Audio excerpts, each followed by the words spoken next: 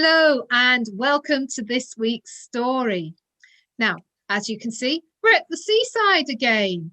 It was the river last time, and this time this is the Sea of Galilee, except it's not actually really a sea, but we'll find out a bit more about that as Susan tells us now.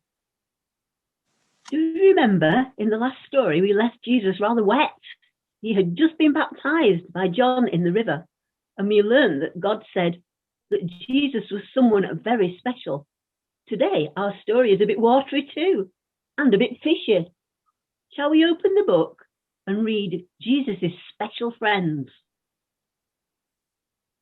Jesus grew up in Galilee, where there was a beautiful big lake. It was so huge. It was called the Sea of Galilee. One day, Jesus was teaching a small crowd of people down on the beach. He was telling them about God's kingdom. Hear the good news. God wants you all to be part of his kingdom of love, to love God and to love one another.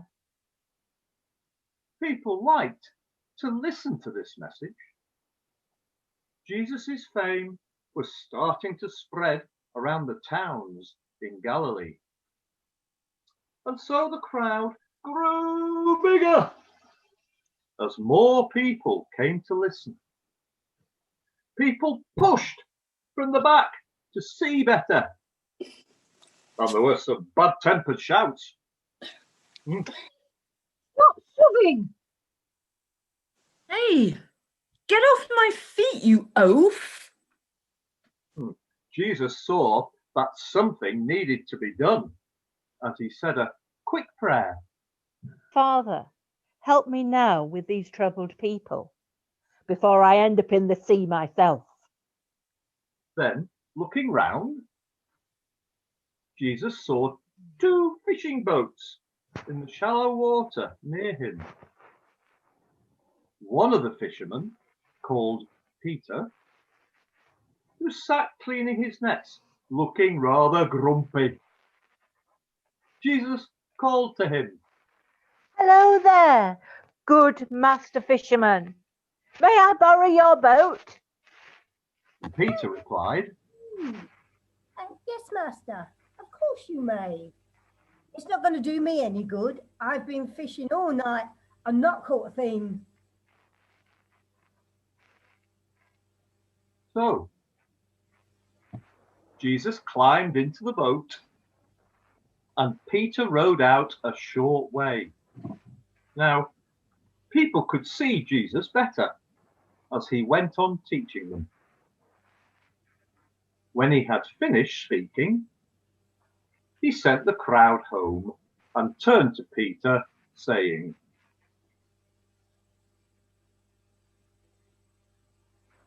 Peter, will you now row the boat further out to the deep water? Let's catch some fish. Peter laughed. Master, we've caught nothing all night.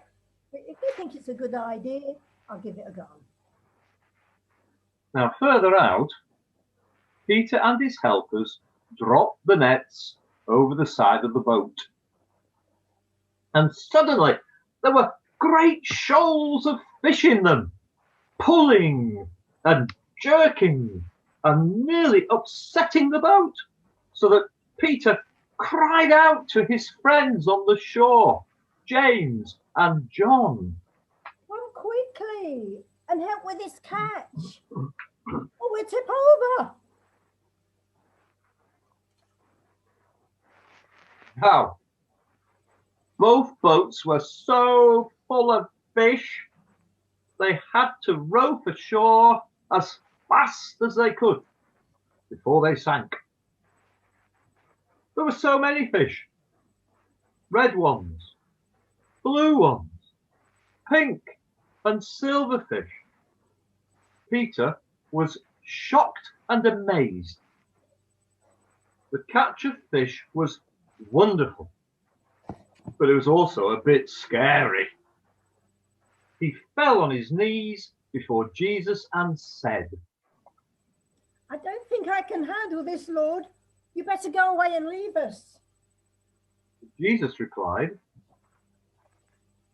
Don't be afraid. I need helpers in this work I'm doing. And you and your friends are just the people I need. You used to catch fish, but now you'll be catching people. and they left their boats and their nets behind and followed him. Peter was a good fisherman. He knew the fish weren't there until Jesus spoke.